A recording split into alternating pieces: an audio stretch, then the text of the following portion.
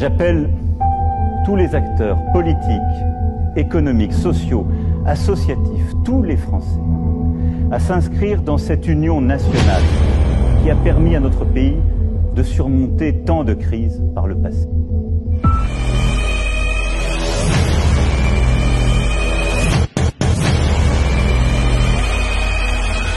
Pour ce nouveau numéro du Monde en question, on va tenter de dresser un premier bilan de la pandémie. Tirer quelques conclusions en vue d'imaginer le monde post-Covid. C'est un peu stressant quand même. Hein. Et on a l'impression qu'il n'y a plus rien d'autre qui se passe dans le monde. Là, hein. C'est terminé. Hein. On se souvient, au début de la pandémie, les personnes d'origine asiatique en France ont été considérablement stigmatisées parce qu'on estimait que rien que le fait qu'elles puissent prendre un transport en commun, elles pouvaient être porteuses du Covid. On ne sait plus distinguer quelles sont les vraies informations des fausses, celles d'actualité ou non.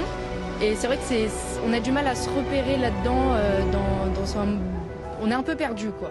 Donc on voit bien ce phénomène de rejet de l'autre, et souvent de rejet de l'autre en raison de son pays d'origine. Et parfois plus loin en raison de sa culture ou même de sa religion réelle ou supposée. Les médias en parlent, après il ne faut pas non plus tomber dans la psychose. Donc. Je pense que l'enjeu, c'est aujourd'hui on est passé en France d'une dépendance choisie à une dépendance subie.